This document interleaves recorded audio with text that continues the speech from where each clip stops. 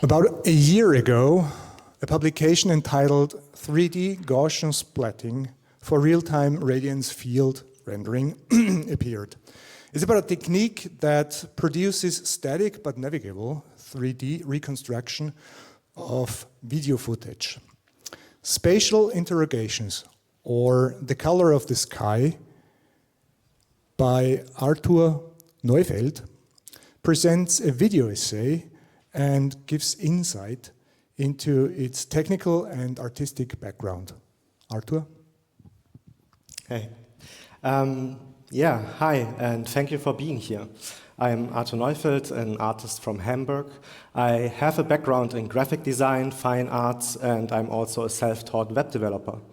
But this talk is not about me or my work in general, but about a specific work I did. But before we get there, I want to give you some context of why and where this project started. 6 months ago, I was asked to participate in a local group exhibition here in Hamburg. The exhibition was called The Backrooms, and it took place in a rundown office building. Only the first floor of the building was converted a year ago, maybe 2 years ago, and now artists are using the first floor as studios and workshops. The other floors have been gutted though, and on some floors you can still find the remnants of a former Grand Hotel. The exhibition took place on the 6th floor, a former office space. It's one of a few floors that still has carpeting in there, though all other things have been removed. Some walls were torn down, there's grime on the floor, all radiators were pulled off. The whole building is basically abandoned, just waiting for investors to redetermine its purpose. On this floor, however, there was also evidence of previous squatters, such as children drawings on the walls, clothesline, or sticker on the wall. So conceptually, this exhibition space fits perfectly with the theme of the backrooms, as in the internet meme of the endless, liminal space that you can glitch into at any moment, leaving the constraints of reality. Personally, I was more interested in the space as an in-between space, where its functionality was blurred by the past and made anxious by the future. So I just quickly went through some photos from the exhibition just to give you some context, some impressions, and just to set the scene. Because as said, this talk is about a piece of work I made for that exhibition. It is a 15-minute long video essay about how digital reconstruction technology may mirror how we ourselves remember. And when I prepared this talk, I was thinking to myself that it's only making sense to talk about something that everyone has already seen. So my first impulse was to just show the whole thing. But I think the video works well if you watch it at home or in the context of an exhibition, but I don't think it's a kind of video that works well in a format like this. So I'm going to try something different instead. I will show you the beginning and later the end of the video and fill in the remaining gaps during this talk. But you can always watch the whole thing later if you want to. I will display a link and a QR code at the end. That being said, I want to start by showing you the very first 5 minutes, so just we have something to talk about.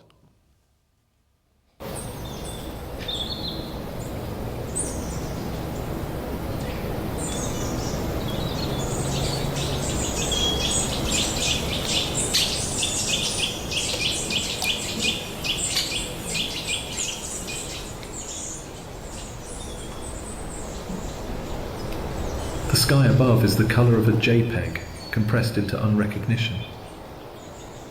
It is said that the opening line of a good story should be a good summary of the world it builds.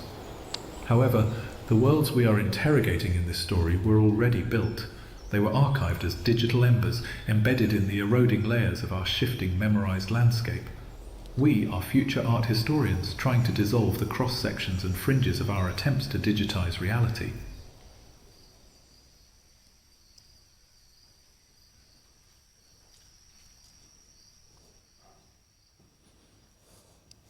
It is July 2023. A paper called 3D Gaussian Splatting for Real-Time Radiance Field Rendering suggested a novel method to capture reality in 3D from video footage. 3 months later, the first apps hit the market. You capture your surroundings in a video from several points of views, send the data to their servers, and get back a 3D representation of your scene.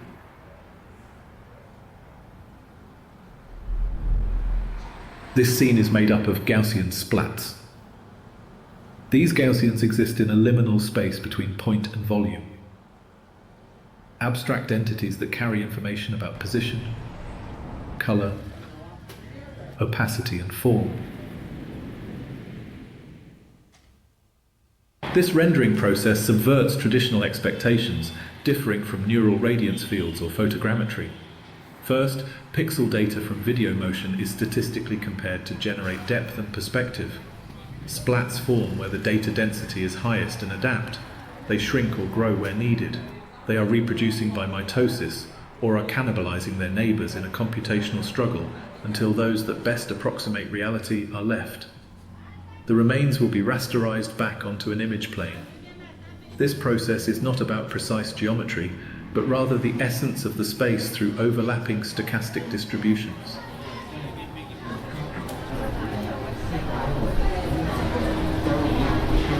The gaps and uncertainties become just as crucial as the data points themselves. It's a rendering approach that gains speed by embracing ambiguity.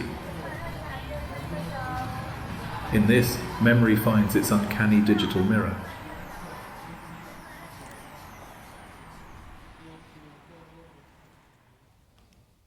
Most of the user-generated content in these apps are quick tests, people trying the app once, scanning their desk, bedroom or partner, uploading the data to the cloud. But there is always a central detailed subject in the scene. It is clear what the point of interest worth capturing was.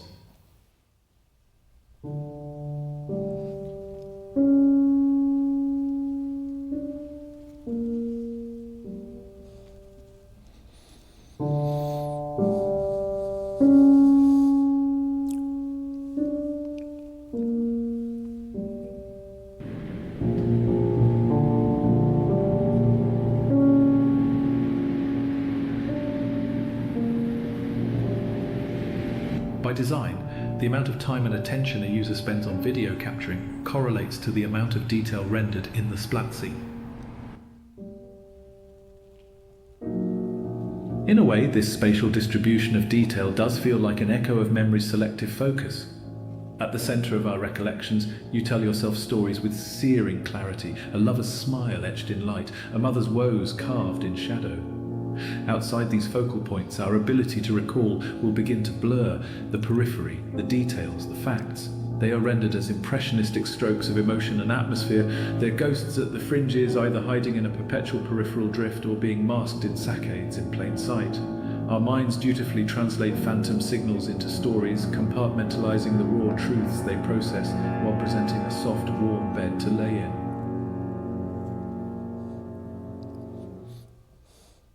What remains are feelings, fuzzy beliefs of what we deem truths, ashen waters of what could have beens.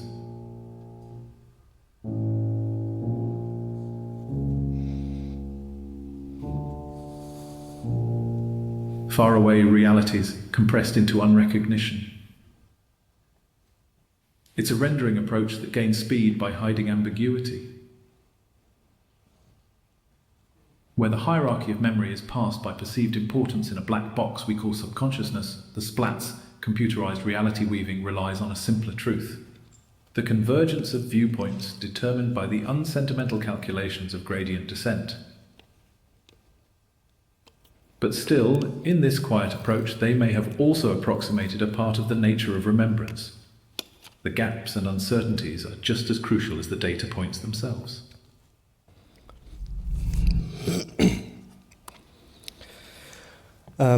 So, I think some part of the video was cut off, but I hope it was fine anyway.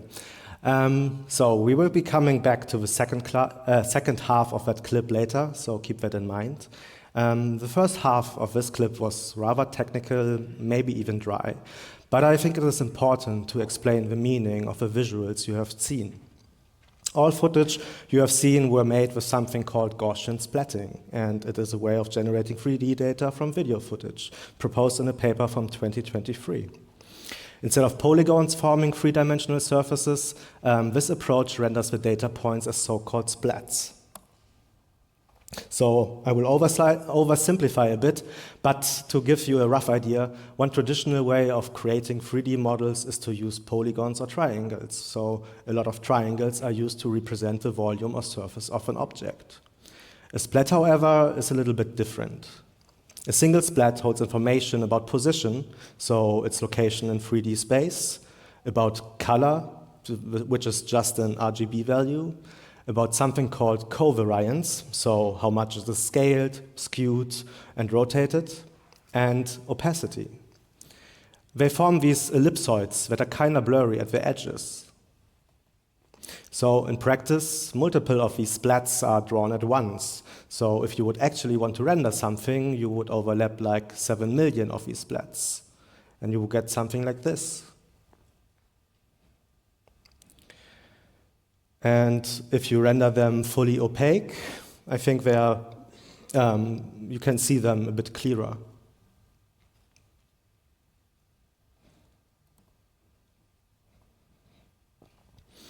There's also another component to these splats called spherical harmonics coefficient, which changes in appearance from different angles, mimicking something like specular light. I think you can see it best here in the reflection of a cutlery.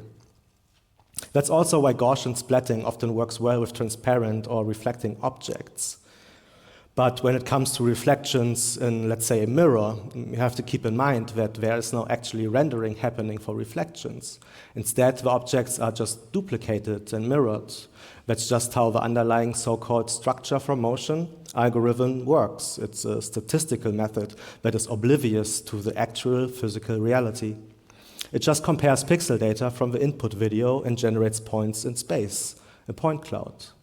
The first time I saw this approach to reflections was in computer games from the early 90s, but the illusion works just as well now as it did then. Because when we look at these splats in isolation again, they lose their magic. They are actually just that, blobs of color of different shapes. They gain their magic only in relation to each other. They blend and overlap. They accumulate where the data densities are highest. This is also the part of an algorithm that has a splash of AI in the mix, or at least if you consider gradient descent AI. In this optimization process, the splats are allowed to grow or shrink or combine or decide to no longer exist. As long as this process gets closer to the ground truth, they change until their sum approximates reality, or in this case, a static version of the original video footage in 3D. The process shown here is also normally hidden, as in you normally only share the finished pre-calculated scenes. But I think it's really interesting to look behind the curtain, to see what's going on inside the black box, to see how the splats emerge, evolve, overlap, and converge into a form that we then recognize without questioning it. The cool thing about this rendering approach is that it's fast. It takes a couple of minutes to generate and can be displayed in real time, even in a browser. As mentioned in the clip from earlier, it took approximately 3 months for 3D reconstruction and pseudo social media apps to implement the algorithm from the original paper. Specifically, Luma AI and Polycam adopted it early, and I got most of my footage from Polycam.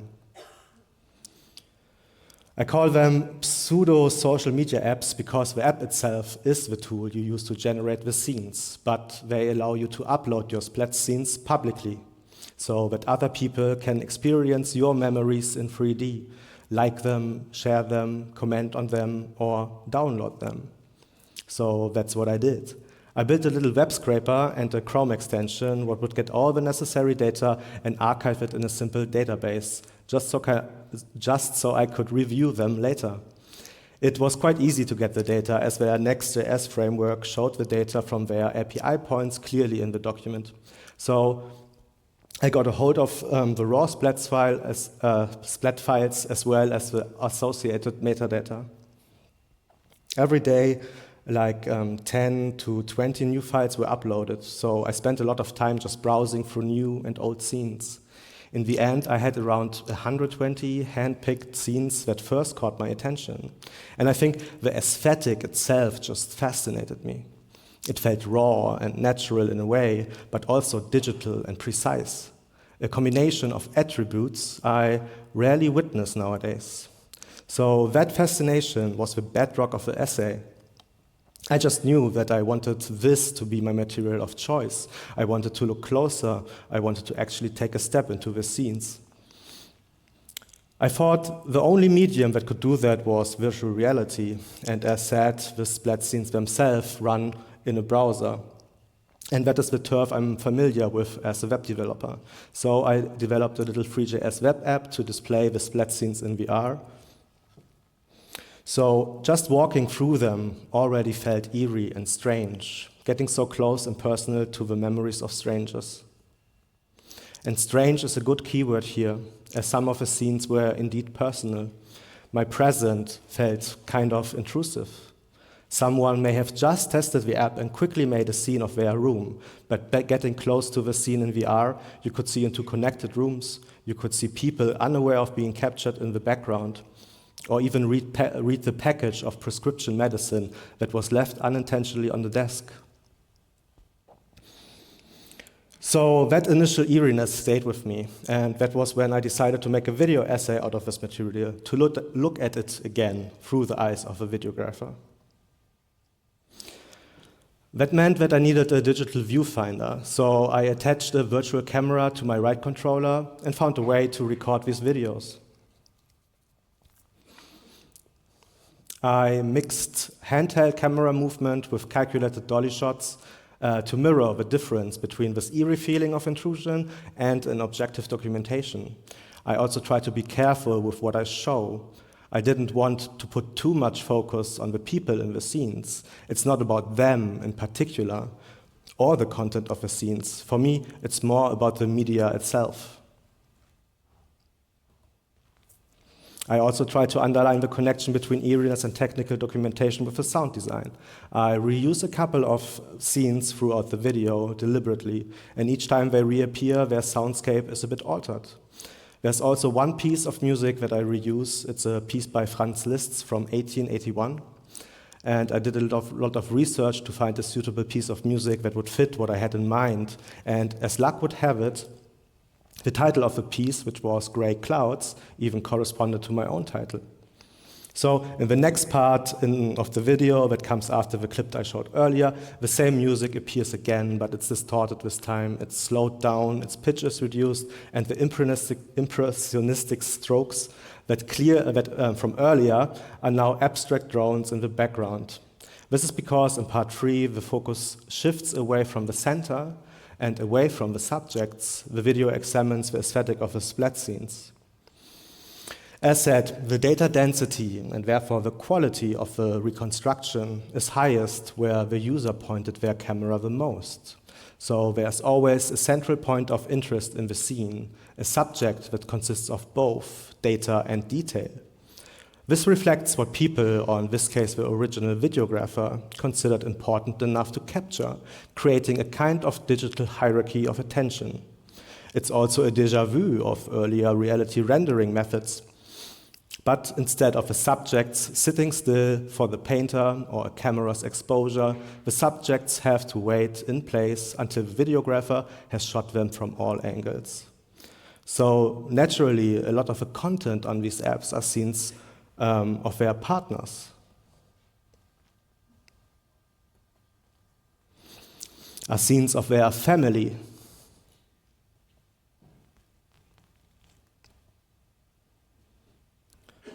Or just scenes of their friends.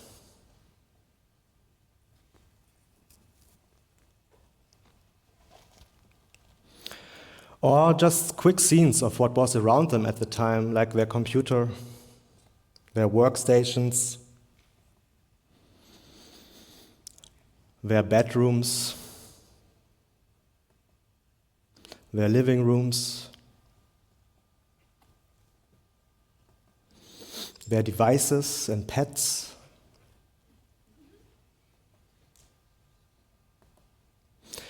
But other use cases was also, I came across were also like mappings of lands, plots, and buildings, or even archaeology sites.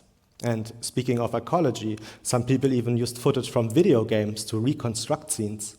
So these archived virtual landscapes have, in some form at least, also archaeological properties, in my opinion. And I don't know why, but that use case surprised me the most, to be honest. Sometimes the process also just fails. Most often because the input videos weren't suitable. The clip was too short or there was too much movement. But sometimes even these failed attempts are uploaded, and I think these are interesting too. But I often found that I'm more interested in the things that the content creator didn't think were important. I still remember when I loaded this scene into the VR app because in the center of attention is evidently the woman. That's also what the automated algorithm determining the thumbnail in the app was suggesting. But when I entered the scene and looked behind me, I saw this tree and the outskirt of the city. And for me, this frame, this situation was more important, or at least more interesting. The situation had a quality to it I normally feel when I'm myself out there photographing. It was something that caught me off guard. I just remembered the thumbnail from the database and my earlier explorations, but I forgot the rest of the scene. And here you can see how the level of detail is reduced in the background the further you move away from the origin of attention. At the fringes of the scene, the splats fall apart. They cling to their best approximation, but fail to approximate. They just try to do their best, really. The algorithm tries to extrapolate from limited data points, filling in the gaps as best as it can. But it doesn't quite get there, resulting in these isolated, fuzzy splats.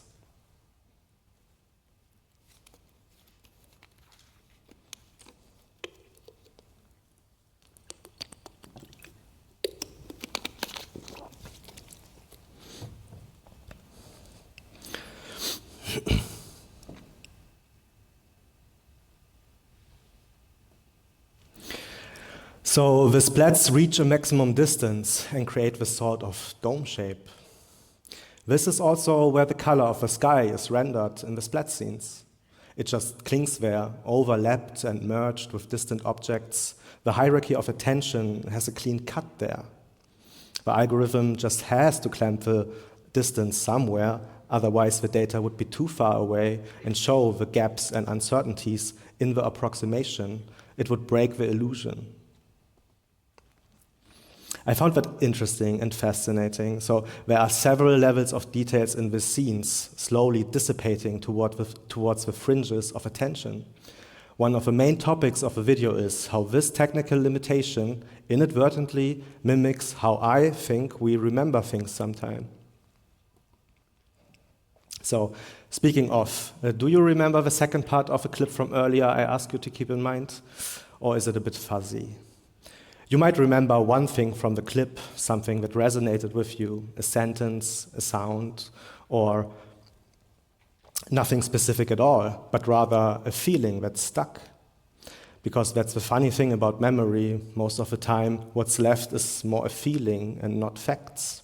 Just try to remember last week's lunch or a decision you made a decade ago.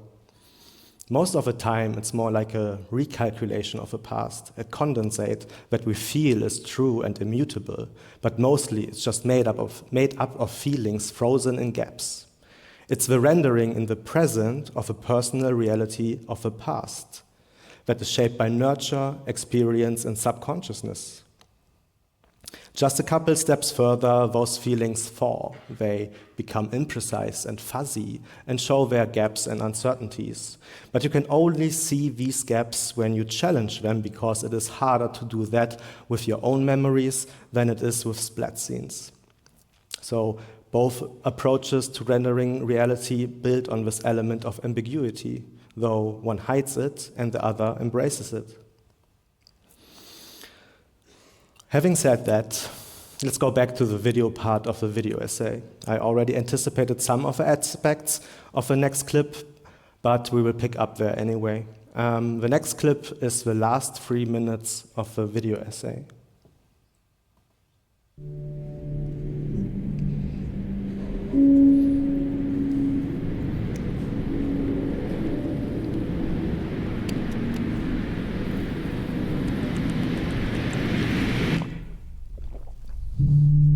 In the act of remembering, we reconstruct. Each recollection is a recalculation, not of what truly was, but of what remains within us. They are echoes, recontextualized and reframed. A blend of truth, a curated feeling and a splat of the unknown are rendered as our personal reality. They are rendered as impressionistic strokes of emotion and atmosphere. The gaps and uncertainties become just as crucial as the data points themselves. This ambiguity is intentional and carves room for fuzzy feelings of sharp nostalgia. It's the space in which the flags used to be greener and the sky more blue. An echo chamber of what-ifs that either feeds larger egos or deepens uncertainties. It's the place where your past self could have achieved all these things, given the right circumstances. In these bounds, the version you imagine yourself to be in finds the room to oscillate so much in your judgment. It's a recalculation of a recollection. Extrapolating from data points is easy. The patterns are more predictable the warmer an already made bed is. This applies to the training data of a generative reality, as well as to the experience of a personal reality. Both rendering methods are virtual and run on nostalgic, pre-trained software. Both are extrapolating from gaps and uncertainties.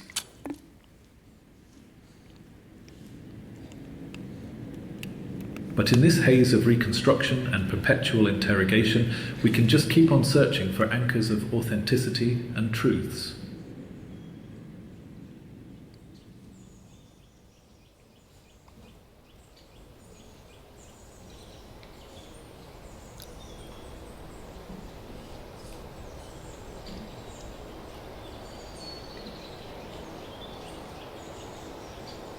So, somewhere, back there in the archives of our ambered minds, I am sure, somewhere there, the colour of the sky surely remains lossless.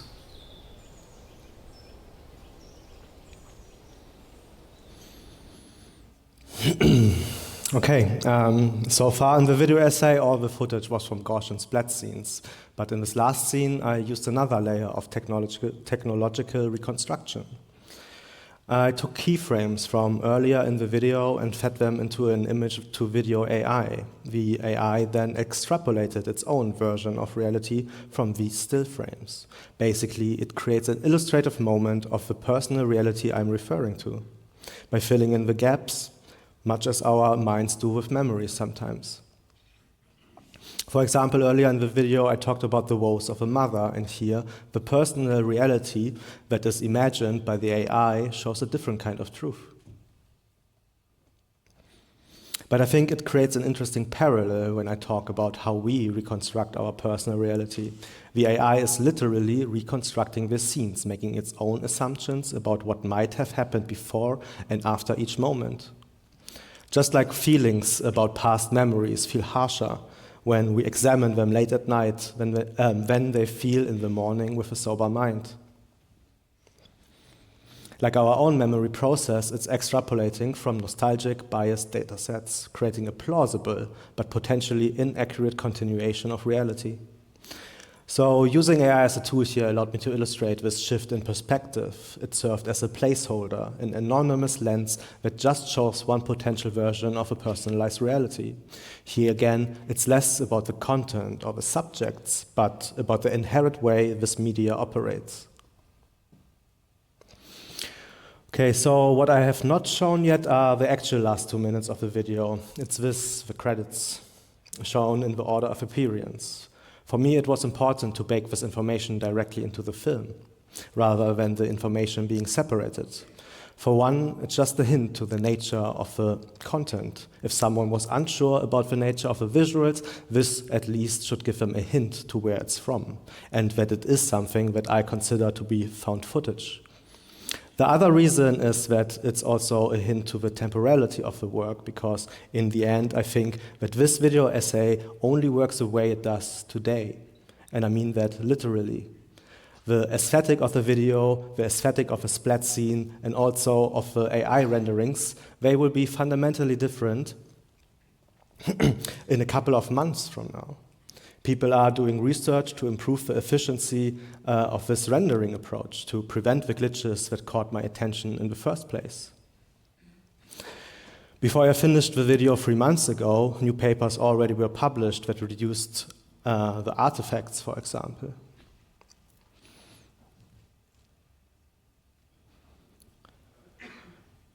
New papers were published that just reduced the file size and increased performance. But also new papers were published that connected the approach to generative AI.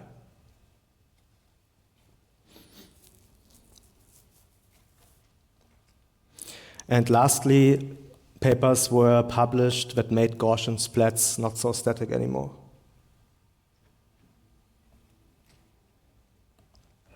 I think that if this someday, if ever, goes mainstream in some form, all the technological and aesthetic rawness I witnessed will be hidden in a polished black box. The rendering approach will then try to hide ambiguity too, and make it challenging to reach its fuzzy borders again. That's what I mean when I consider the temporality of a piece important. It's because everything I have shown already feels nostalgic to me. The moment I started documenting this technology, it already felt outdated. That's why I call us future art historians in the video. We are interrogating these digital artifacts in the space of their emergence. Having said that, and just before I end the talk, just one more thing about the second part of the title of this talk. Well, I already talked about where the color of the sky is rendered, but I also think that the sky's color is just a nice metaphor for a remembered truth. When we think about the sky's color, there is this general consensus that it's blue, because that's what we learned at school, and because most of us imagine a bright, sunny day. But in reality, the answer is that it depends on time, place, perspective, and even mood, because in our memories, any certainty can easily be clouded. If it's not important for our personal narrative, the weather becomes a footnote at the fringes of attention. Was the sky really that blue on that day 2 years ago? Does it even matter? So yes, I hope the color of the sky remains lossless for all of us. Thank you so much for listening and watching. And as said, you can watch the whole thing later here if you want to.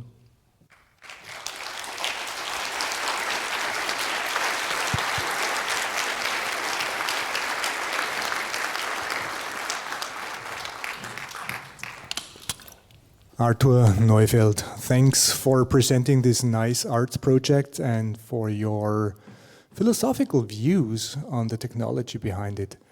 So let's start with our questions and answers session. Anything from the internet? No. Then line up at the microphones and ask your questions, please.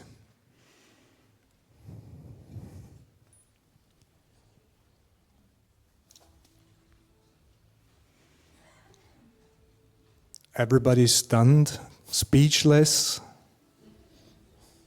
questionless. Is it true? Somebody coming here? Microphone number 2, please. Yeah, hi, I'm Martin. I'm a neuroscientist, and I used Polycam extensively to document the art of the sculptor Tom Sachs, a friend of mine. And I just want to say I found your perspective, especially because I did this in 2017, I think, 2020. I found your perspective immensely valuable and inspiring, and I'm connected with memory. I just want to thank you for your amazing talk. Thank you very much. Thank you.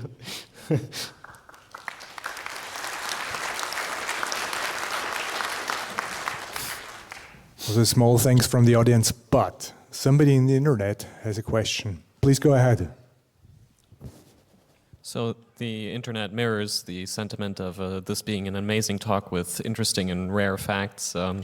The question is, for how long did you collect all the information and the visuals? How long did this journey take you? 3 months.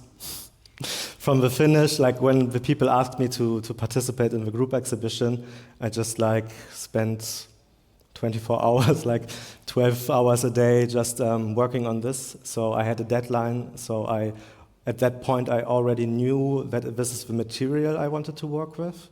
And then it was just like anorexic art, right? Just like pulling through the hours and just like getting it done by the end of the deadline. So 3 months in total. Thanks. Any more questions? Well then, thanks again, Arthur Neufeld, for this presentation.